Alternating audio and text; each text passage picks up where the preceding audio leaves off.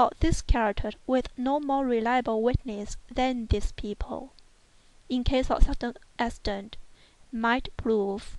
I therefore postponed operations until about 8 the next night, when the arrival of medical students, with whom I had some acquaintance, Mr. Theodore L., relieved me from further embarrassment. It had been my design originally to wait for the physicians, but I was induced to proceed, first by the urgent entreaties of Monsieur Valdemar, and secondly by my commission that I had not a moment to lose, as he was evidently sinking fast.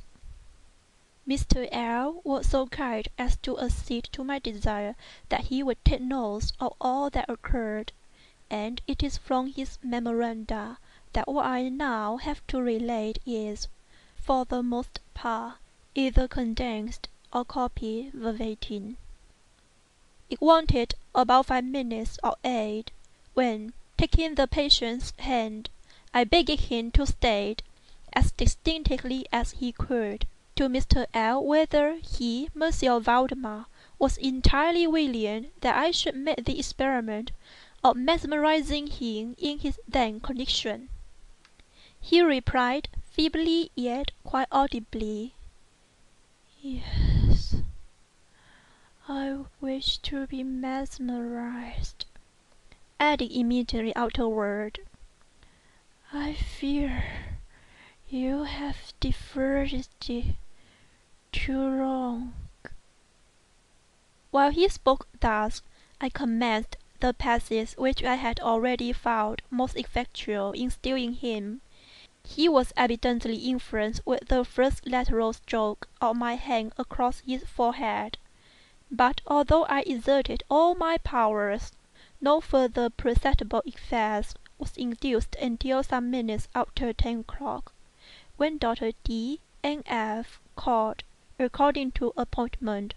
I explained to them, in a few words, what I desired, and as then opposed no objection, saying that the patient was already in death agony, I proceeded without hesitation, exchanging, however, the lateral passes for downward ones, and directing my gaze entirely into the right eye of the sufferer. By this time his pulse was imperceptible, and his breathing was stertorous, and at intervals of half a minute. This condition was nearly on alert for a quarter of an hour.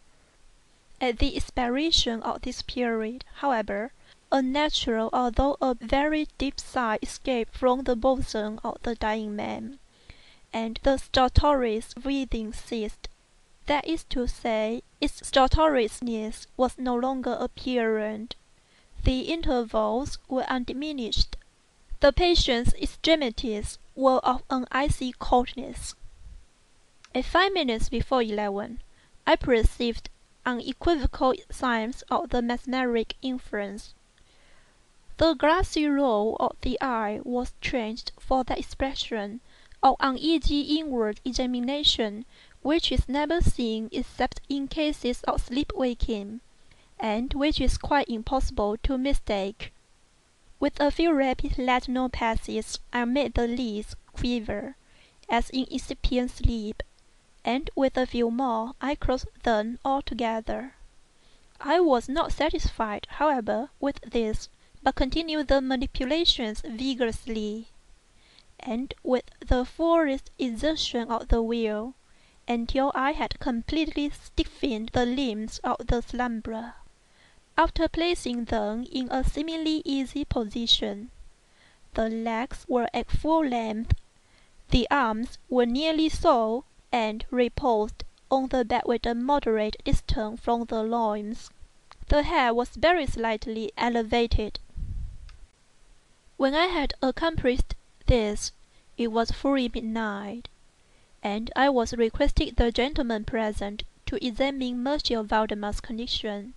After a few experiments, they admitted him to be a perfect state of mesmeric trance. The curiosity of both the physicians was greatly excited. Dr. D resolved at once to remain with the patient all night, while Dr. F took leave with the promise to return at daybreak. Mr. L and the nurses remained.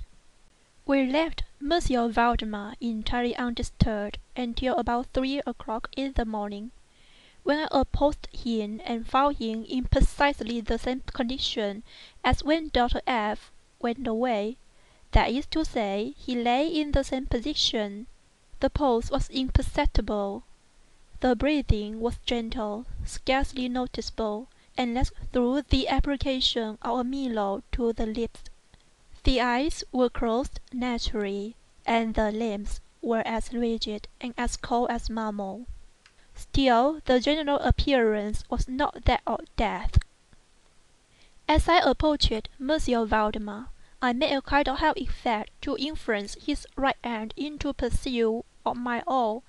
As I passed the latter gently to and fro about his person, in such experiment with this patient, I had never perfectly succeeded before, and assuredly I had little thought of succeeding now. But, to my astonishment, his arm very readily, although feebly, followed every direction I assigned with mine. I determined to hazard a few words of conversation. "Monsieur Valdemar," I said, "are you asleep?"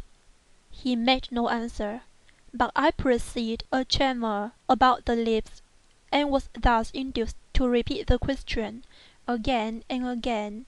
At its third repetition his whole frame was agitated by a very slight shivering. The eyelids unclosed themselves so far as to display a white line of a bow.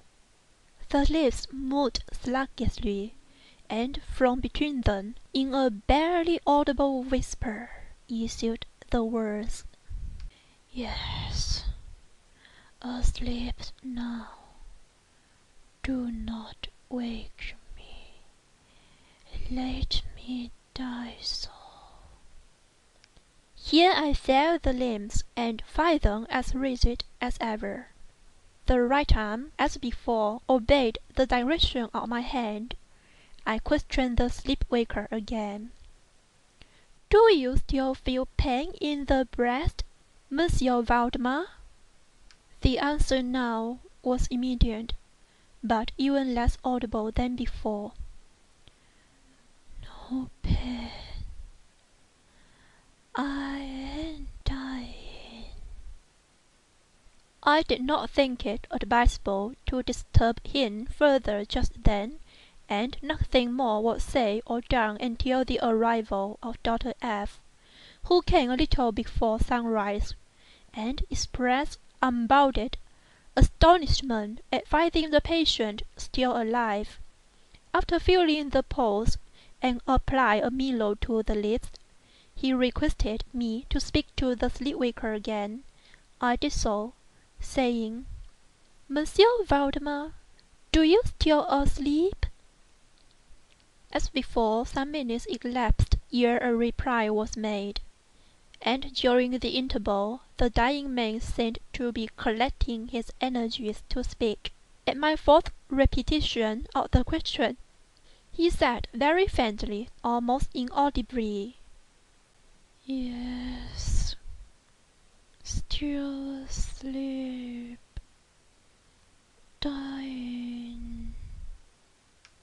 It is now the opinion, or rather the wish, of the physicians, that Monsieur Valdemar should have been suffered to remain undisturbed in his present apparently tranquil condition, until death should supervene, and this, it was generally agreed, must take place within a few minutes.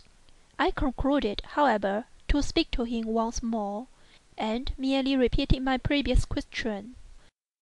While I spoke, there came a marked change over the countenance of the sleep-waker. The eyes rolled themselves slowly open, the pupils disappearing outwardly.